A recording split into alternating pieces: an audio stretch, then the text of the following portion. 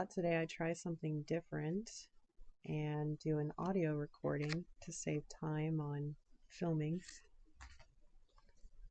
I have a collective reading I'm being called to do. Today is March 29th, 2025, but this is a timeless reading. For whoever it's meant to be, you will receive this message. Use your discernment.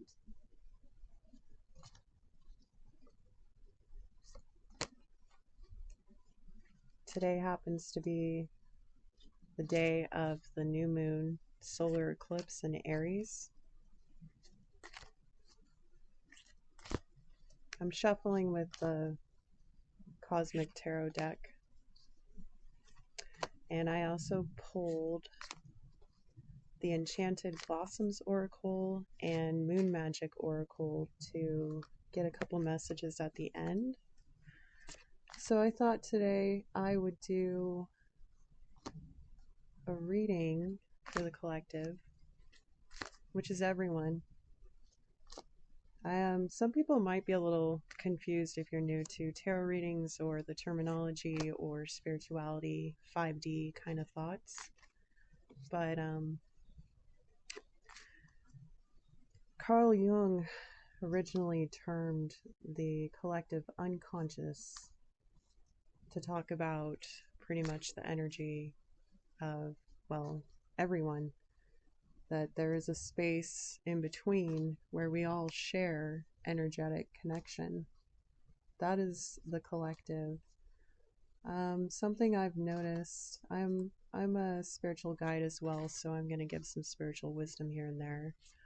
I'm also a psychic medium, and I channel for spirit.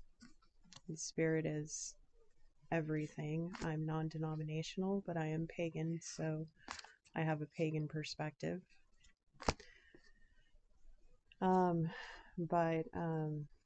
Speaking on the collective, I've noticed sometimes certain readers, and this isn't me talking crap about any readers, but I've just noticed that they refer to the collective as if they're individuals. And when you get a really strong message that you know it's meant for a particular person, like it kind of comes out like a personal reading, it can kind of slip in between the lines of what's objective and become subjective. And you can really like tap into that energy. So sometimes I'll hear readers say something like, it's for this particular collective or part of my collective. And something I felt called to mention as a guide that my sources spiritually want me to share is that we are all the collective. There are not separate collectives. There's different communities, there's different vibes, there's different energetic frequencies, but the collective is everyone. So I refer collective, you know, people say general message is another way of saying it, right? Which means it can apply to anybody. And standard disclaimer, this is for entertainment purposes only. Take what resonates and leave the rest, right? Which means that if you find yourself not agreeing with the message, don't force it. If you find yourself getting lost in anxiety and fears and what ifs, take a deep breath and ground yourself. If you don't know how to ground yourself, do a quick Google search. I'm sure I'll talk about those things in the future. But I know a lot of you want me to pull the cards, and I'm sitting here shuffling, and actually one wants to come out. Look at that, the Queen of Cups. That's unconditional love, creativity, nurturing care.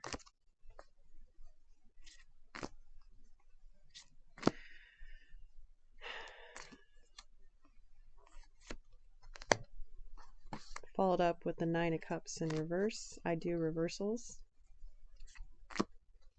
So that's wish fulfillment is the Nine of Cups, and usually it's personal wish fulfillment, whereas the Ten of Cups is collective wish fulfillment, usually with another person, a family. And for it to be upside down, I like to look at things from many perspectives all at once.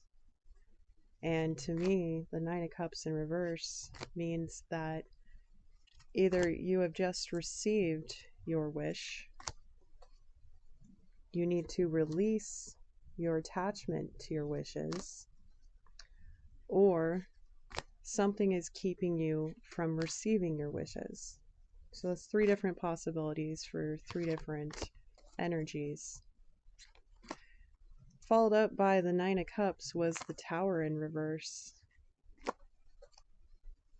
So the Tower is a massive change. It's usually change that we don't want, that's unexpected, that's big, it's life-altering. It can be forced change, and it can be chaotic. So, you know, natural disasters are a community unexpected change, like a tower. When a tower is in reverse, it most likely means that this change has already occurred. And it has something to do with how we emote, how we express ourselves, how we nurture our wishes here with the Nine of Cups. I'd also like to mention that I did pull 2 cards before I started this reading. And the 2 cards that I pulled was the Four of Wands in reverse and the Five of Pentacles in reverse. And I pulled those cards to see what this reading was, kind of the foundation and of the read. And it's funny because the Four of Wands is a foundational card.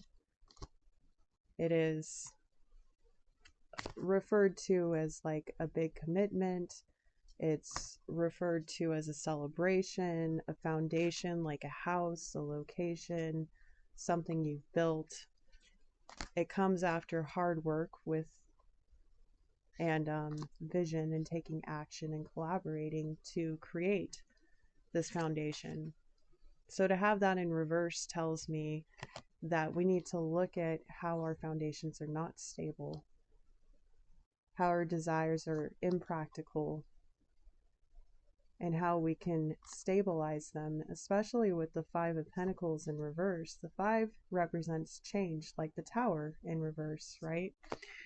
Or upright.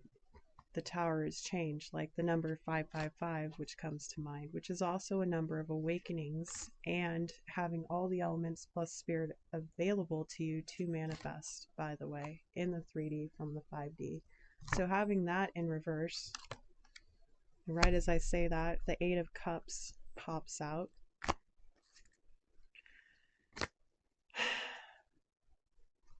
Usually a Five of Pentacles, if it's personal, represents filling out of the cold, out in the cold. And I just pulled the Moon card in reverse. And it can represent a feeling of lack, being stuck in lack mentality, or releasing a lack mentality, or being grateful for all that you already have and releasing any negative attachments to that which you do not have in your mind to create in reality. It also represents being halfway to your goals, to your foundation, to your stability, and in reverse could imply that you've been able to move past this hurdle, especially with the Tower in reverse. Some big change has happened when it comes to lack mindset. That's what I'm picking up on. Because the Eight of Cups represents walking away from something, choosing to focus on building towards that Ten of Cups instead of only the 8. And in this depiction, there are 4 cups upright, kind of like the Four of Wands, only this is water energy versus the Wands fire energy. And that's a foundation. And the Four Cups represents in itself, that card, being bored or not paying attention to your blessings, focusing on the 3 that you have, but not seeing the one that Spirit is offering you that's like right next to your face. So like this card actually is double that, right? It's having twice as much, and there's 1 cup that's starting to fall over, and the person is looking despondent, looking down, serious grieving going on, and just like despair and unhappiness. It can imply walking away from a person, place, situation, that you once invested a lot into, because the Seven of Cups is a card of options, of making choices. So the Eight of Cups would represent having made choices, but then having to walk away from things that didn't pan out. And I keep seeing the Seven of Pentacles in my mind as far as that goes, because that represents investment, things growing, right? And when you've tried to watch something grow for a long, long time, and you've spent all that energy, you usually want to see results.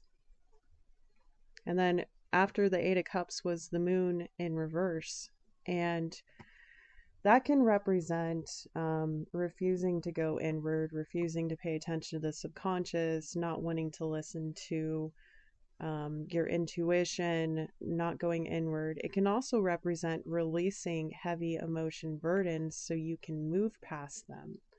Again, it's about perspective, and it's good to know that there's not just black or white. There's not just either or. There's always a third door. As William Blake said, there's always a third door. Remember, you always have options, and there's even a fourth door and a fifth door and a sixth door. You can choose your own timeline, folks. So you've had to walk away from things that kept you away from your wish fulfillment for yourself, which made you feel emotionally fulfilled. And you've gone through some hard times, and you've been in the muck, and you're ready to come out of the feelings. You're ready to get away from emotionally manipulative people that don't represent your true heart. And I just pulled the Two of Wands card. That one's been sitting there for a while, wanting to come out, but I sat on it. Two of Wands is making a choice for action. It's also having choices, two different paths you could take, a fork in the road. Again, we were just talking about having more than two options, more than two choices. But sometimes you want to also deduce your options to avoid that emotional confusion of the Seven of Cups. Right, and then I pull the Two of Swords in reverse, which implies either refusing to make a decision based on your intuition, or having made a decision already. Take it as it resonates. It's taking the blindfold off, right, and seeing things clearly, using your intellect, using your discernment, because swords represent mental energy. And after I pulled that, I pulled the Four of Swords upright, which is a card of rest, of peace, of meditating, of thinking on it, of not taking action, of sitting it out or having conversations, but not moving forward on anything. Sometimes this energy can kind of get you stuck, but you know what? I'm starting to see a pattern. We had the Four of Wands in reverse, and now we have the Four of Swords, which is both swords and wands are both masculine energies, which are usually energies of action, because we're talking about energies, not people, gender identities, or sexual assignments, or any other form of gender conversations.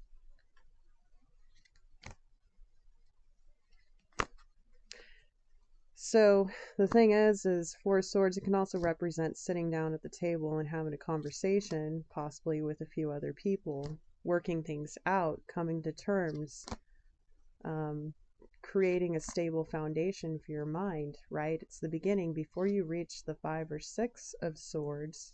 Six of Swords being safe, peaceful passages forward, mental clarity, balance. You have to sit and you have to think, you have to talk about it, you have to rest. You have to collaborate. After the Four of Swords, I happened to pull the Devil card. And the Devil card not only represents temptations, illusions, addictions, problems, shady people, living in the shadow, your attachments, your things that keep you chained and obsessed and stuck in a lack mindset, really, because it's the illusion of the matrix of the 3D that is represented like the devil is the one keeping you thinking that you don't actually get to choose your destiny, that you are bound to circumstance. So, like, maybe that's something you need to meditate on, is how are you chaining yourself to routine and not allowing yourself to pursue mastery? Because the light side of the devil card, which people rarely talk about, is mastery, because it's the card that rules Capricorn in the tarot, one of them. And it's talking about, how do you build your dreams here with the different foundational setups? You've already deconstructed, you've walked away from things, you've had the feelings, you have a choice, you've made a decision. You're still kind of going around thinking about that decision, but now it's time to think, okay, how do I master this? How do I become my best self? Or how does this dream, this imagination expand to its highest potential? And how do I receive public recognition from that? It makes me think of the 10th house. And right as I say that, I pull the Six of Wands card and Temperance in reverse. So that's interesting. Six of Wands is the card of victory and success. And Temperance is a card of balance. It's also about having one foot in the etheric and one foot on land. So being able to combine the aspects of the 3D and the 5D. What do I mean by 3D, 5D? For those that are not familiar with those terms, it means that there are different planes of existence and consciousness. And when you work with manifesting, whether you call yourself a non-spiritual person who does law of attraction, or as a tool, or you study the Hermetic principles, which the law of attraction is part of, or you are an etheric soul like me who works with spirit and energies and creating new realities through physical, tangible, and mental psychic energies, that's the 5D. That's the expanded consciousness. That's higher spirituality. It's higher knowing. It's higher self. It's access to the divine. And we learn here the lesson of as above, so below, as within, so without. What we imagine becomes our physical reality over time.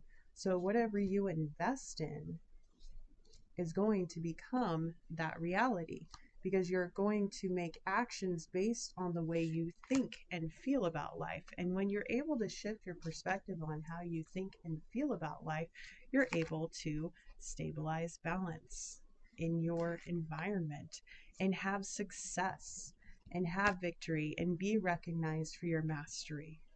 Now, we also pulled after the Devil card, the Queen of Wands in reverse. Now that card, if it's referring to a person, and I just pulled the Princess of Wands in reverse as well. So that's like getting stuck in the ego. It's like not feeling like you can create your own destiny. Wow. And then the Nine of Wands in reverse. How interesting. That's a lot of fire coming out. So Queen of Wands in reverse can imply, for one, it can apply negative energies sent your way that could be blocking you. It could represent a person, a place, a thing, a situation, a mindset. And it can represent also not feeling powerful, not feeling attractive, not feeling like you can manifest your own destiny. And then to downgrade to the Princess of Wands, no offense to the Princess, which is also known as the Page, it's like, yeah, it's a de-evolution instead of an evolution. And then the Nine of Wands in reverse is the Wounded Warrior. It's somebody who has gone through a lot and has overcome many battles, many obstacles. So if you were to look at it from the negative perspective in that way, then sure, it'd be like, wow, this feels like a lost battle. This feels like I tried to start a journey here with the Princess of Wands. I tried to pursue a quest, and I feel stuck, and I feel like I can't work my magic. And then over here, I pull next the Queen of Swords in reverse. And the Queen of Swords, that's not a mentally friendly energy, okay? That's like emotional manipulation. that's just being vindictive and vile and passive aggressive, and it's just not good energies. So it's like, this is how you could treat yourself if you choose. Again, we go back to the Two of Wands here, where you have a choice on your path. You can choose, and again, there's always a third option. You can choose to ruminate. You can choose to feel helpless. You can say that, oh, this bad thing happened to me, the Tower in reverse, right? Oh, I didn't get this wish, the Nine of Cups in reverse. But remember that in this reading, you are the Queen of Cups. You are the mother of love, of creativity, of nurturing, of support. You are that maternal energy. That card's represented by Cancer, the moon, the mother.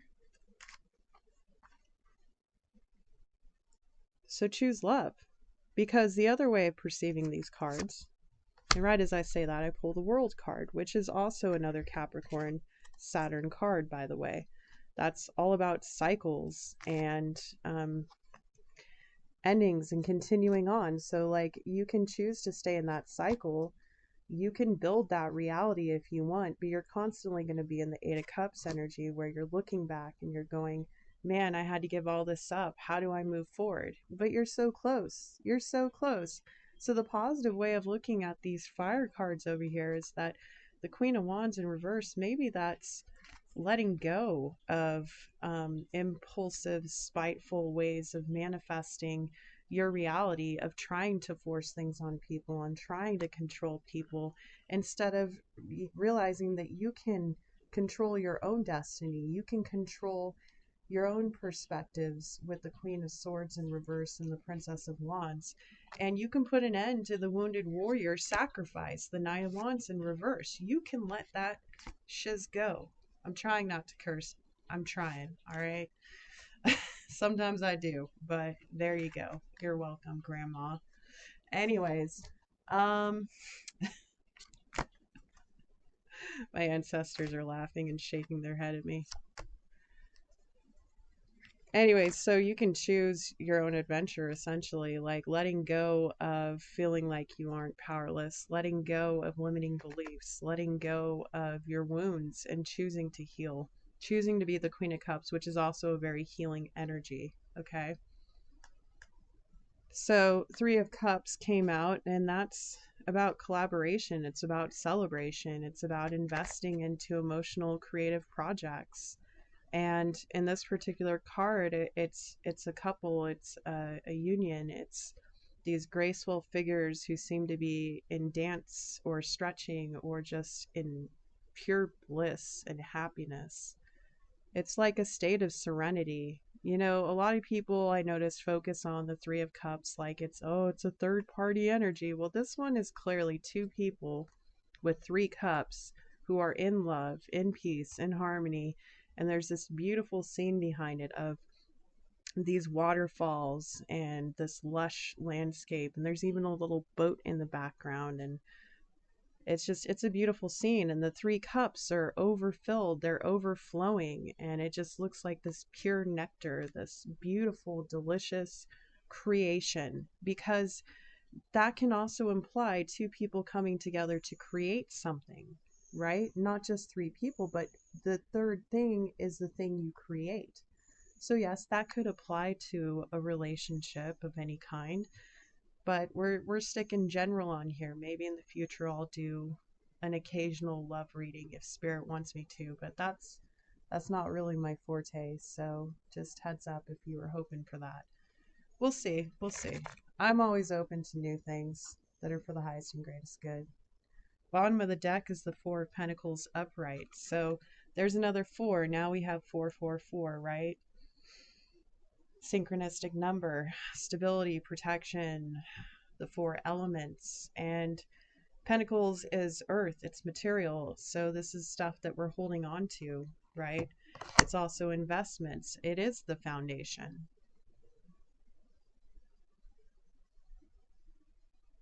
It can also imply needing to let go of something in order to graduate to the Five of Pentacles. And again, if you remember, the Five of Pentacles in reverse was at the beginning of the reading. that I pulled before I started this recording. And that is, again, filling out like you're out in the cold, like you don't have enough, like you are struggling. And usually it implies financial struggles, right? Or security struggles. So feeling insecure, feeling like you're not enough, feeling like you don't have enough. But you do. You have blankets, you have warmth, you have a companion, even if they're also worn out, like they're there with you. And there's the stone building, usually it's a church behind, to show that shelter is near, that you can take other people's help and generosity if you know how to be kind to yourself and ask for that help. So a Four of Pentacles means that you need to focus on your foundation. Obviously, again, we had the Four of Wands in reverse, which is not having this epic foundation to celebrate, or person, relationship, whatever it is that you're investing in. And so focus on what you can build. Focus on this, and maybe perhaps we can skip ahead to the Six of Pentacles. I mean, you can't skip steps, but you can help yourself out every now and again by not being resistant to change. Again, the Tower is usually forced change, okay? It's usually something that we possibly could have predicted. If you're in tune with energies, you're going to feel it coming. But it's usually because of stubbornness or just spirit moving things around to get you on the right path. These are all energies. I just pulled the Sun card. These are all energies that are illuminating, as the Sun card does, shining on us what we need to work on for the next 6 months to have our happiness, to feel victorious, to be comfortable with who we are and shine our light and find our happiest life, to infuse our dreams, our wishes, our hopes, our relationships, our foundations with joy. And for the next 6 months, I say, because we're in new moon solar eclipse energy and in Aries. Aries is the first sign of the zodiac. A week ago, we had the astrological new year, the spring equinox, and the beginning of Aries season, along with the pagan holiday of Ostara, which is the original Easter. Shout out to my pagan family. It's about new life, new growth, change of the seasons, obviously. And Aries very much represents that. And Aries is typically known for taking initiative, for following their path, for being a visionary, for getting the job done, and for having passion, for having drive, for making decisions. There's, of course, always the shadow side of Aries, which is, not taking action because of stubbornness. It's represented by the glyph of the ram. So banging your head into things, getting nowhere except harming yourself and the environment. Like, that's a negative Aries quality. So look out for that with these lack mentalities. Like, are you just banging your head against the wall over and over and over again, fighting something that is no longer there, just creating more damage?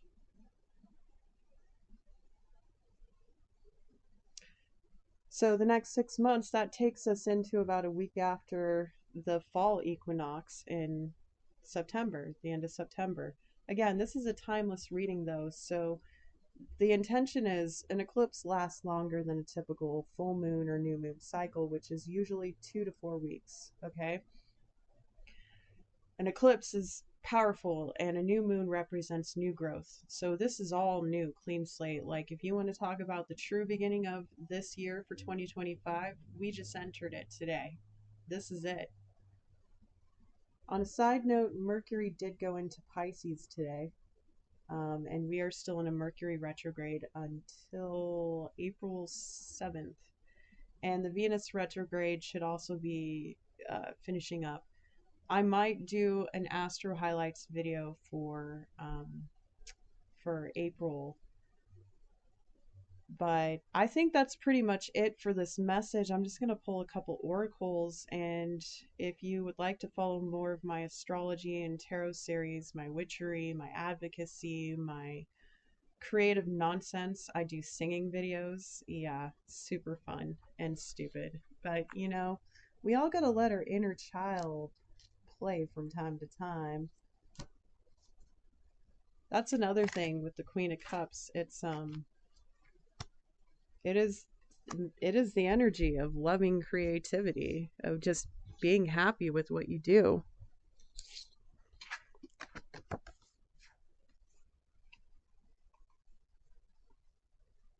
So one of the cards just flew out on the ground. I was done, but Spirit's like, nope, we got one more. All right. Ace of Swords in reverse. This is not having clarity, not being able to make decisions, use your discernment, being stuck in illusion, false truths, gossip, slander, defamation, not having justice. So make sure that you're clear on your intentions, how you manifest. Use your words wisely and make sure it rings true to you on whatever you believe is your reality. If it doesn't feel right, trust your intuition and use mindfulness, which is clarity. It's being able to recognize the moment for what it is and let it pass through you without judgment and full acceptance of whatever may come. You don't have to analyze it. You don't have to break it down. You don't have to talk about it. You don't have to gossip. You don't have to shout. You don't have to scream. But if you want to shout and scream, feel free to do that in a safe environment, because that's a great release sometimes. Find a way to transmute that energy so you can clearly know where you're going, why you're doing what you're doing, what motivates you, what your values are, what your principles are, what you want to speak on, how you want to be received. Use your intelligence. Okay? So that's what we have for the next 6 months. And again, if you are reading this and this is a timeless message, it could be any 6-month period. It doesn't have to be an eclipse. And since this is a new moon energy, this is all about new beginnings. So focus on how you want your next 6 months to go and invest wisely in yourself. All right, so I'm going to pull a card from Carla Maro's deck, Enchanted Blossoms. These cards have a little dragon and a little butterfly art on it. It's really cute. I've shared it on another video. So we have persistence, which is represented by the euphorbia flower and the African swallowtail butterfly. It's interesting because we received persistence in the Oracle tarot reading I did. When was that? I would say January. Yeah, we received that at the very end of that reading. The thing is this card was in reverse. And with Oracle cards, I don't always read them in reverse. It's not quite the same as tarot. But considering we've already had this, it means that someone is unwilling to be persistent for some reason. It's refusing to go on. It's reluctance to receive the benefit of all the hard work you put in. And we had a lot of conversations about mastery in this reading with the Devil card and the World, the 10th house. And in order to become a master of something, you show up and you continue to work on it, aka persistence. With persistence also comes resiliency, because you learn how to overcome difficulties and you become more resilient. You are able to handle things better. And in order to turn around the temperance in reverse, which we had earlier, to receive balance inside and outside of yourself, you have to learn from the tower.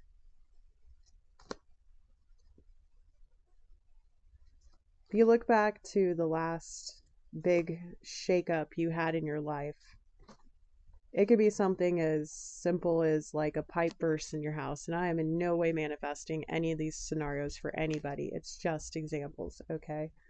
That could be an example. Or a smaller tower.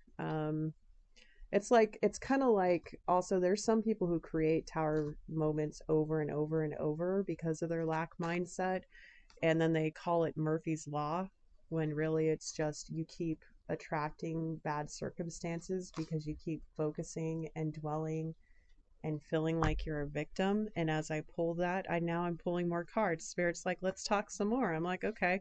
Just pulled the Five of Cups, which is great. Of course, how appropriate, right? Five of Cups is being depressed, wallowing, suffering, like being a self-loathing couch potato. But it also can represent deep pain, like really being stuck in a dark night of the soul. So I don't mean to be unsympathetic whatsoever. I'm a highly compassionate person. But it can represent being stuck, refusing to change. And if you're stuck in those emotions and you're refusing to change, you can't see your way out, then you need to find a way to transmute that energy to bring emotional balance to the situation. And what is transmutation? It's taking one energy and turning it into another. So you take sadness and turn it into, if not joy, it doesn't have to be the opposite emotion. Transmute it into ease. Transmute it into peace. Transmute it into anger that needs to be expressed creatively. Like, I'm in no way advertising or advocating for expressing anger violently, but I do believe that if you are able to use some kind of physical exertion or creative expression, something tangible in the 3D to release that sadness, that is something that is very good for you to do, because it's going to get you out of the lack mentality, right? It's going to help you help yourself, because this card, it's like a feeling of abandonment. It's a feeling of emotional lack, of not having your needs met, of not feeling like you have soul family around. I have been through 3 dark night of the soul in my lifetime. Okay? I know all about this energy. And now I'm no longer there. And I do tell people about my story through my work, through my spiritual guidance, and there's a lot more to come, but we're not going to get there on this message here. Just know that if you are feeling like you have no way out, that you're stuck and everything has crumbled around you and you don't have comfort, find a way to give yourself comfort. Give yourself some relief. And if you're very depressed or anxious, again, talk to a mental health professional. I do not give medical advice. I'm not a mental or mental health professional, but I am an advocate for people with limited mindsets or neurological dysfunctioning or physical inability to function. That's another part of my work we'll talk about another time. So know that I am well researched, I am life experienced, and I'm here to help the collective. I'll pull one more card from the Moon Magic deck, and then maybe, I don't know how long this recording is, but maybe I'll share a little bit more about me, maybe not, we'll see. So this is the Moon Magic Deep Moon Messages by Stacy DeMarco. They're really pretty images. I might take a picture of the oracle cards and share it on my Instagram. By the way, if you would like to book a personal reading with me, please feel free to check out the description box. I have a booking site with a calendar. You can choose your time, or you can email me and request an audio recording like this one. I'm not currently doing video recordings, but I will be in the future. So if you would like a audio or written report, either astrological, oracle, tarot, psychic, or all of the above, reach out to me at herbcraftbyellie@gmail.com. Okay? I also have a public business number that you can text or leave me a voicemail. I keep it on Do Not Disturb because I receive client calls, and also so I can do my work and focus on my needs. I'm very protective of my peace, and I am also very open-hearted, open-minded, and I myself have done a lot of healing work, and I am now offering that to others through spiritual guidance.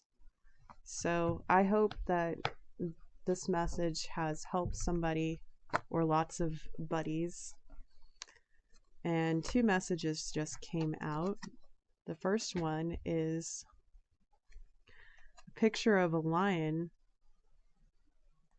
looking at what looks like the moon in the cosmos, with the galaxy like bursting between the face of the lion and the moon. It's kind of interesting. The message is, I am courageous and powerful. Waxing gibbous 2. So waxing gibbous will be coming up in the next week or 2. The other oracle card is a woman sitting on a cliffside at what looks like sundown, meditating, and what looks like, again, the moon shining, which is how appropriate to have a solar eclipse, new moon, where the sun and moon are conjunct, right? And this image kind of portrays that. And the message is, I seek balance and grounding. Waning gibbous 3. So waning will be in 3 to 4 weeks. Okay? I don't know if that will help anybody, but there's those messages. And yeah, that's the end of your reading. Please feel free to like, comment, subscribe, follow my Instagram, also in the description box. Otherwise, until next time, I hope y'all had a great eclipse. I hope you have some positive things to think about and plan for your future. Remember to stay in the present moment, ground yourself, call your energy back to you after every single reading you watch to stay balanced. That's my little tip for you. Otherwise, signing off from my woodland backyard in the Sierra Nevadas. By the way, side note here, maybe not quite signing off, I recently shared some throwback videos from the last few years. I've got a brief short with a witchy room tour. I also shared a little Zen meditation video of just some hangout moment with my cat. And I also uploaded from a few years ago a drive on the mountain. So if you really love seeing some wild, beautiful nature, you'll enjoy those videos as well. I am also teaching myself how to do more editing and work with the tools that I have on hand, and grow with my channel, and I hope you will too. I just want to say thank you if you're still here. Go ahead and drop a moon emoji in the comments to let me know you made it. And I thank you so much for all the support and all the new subscribers, all the ones that were already here, and everybody who's coming towards my path in the future. Sending blessings. Goodbye.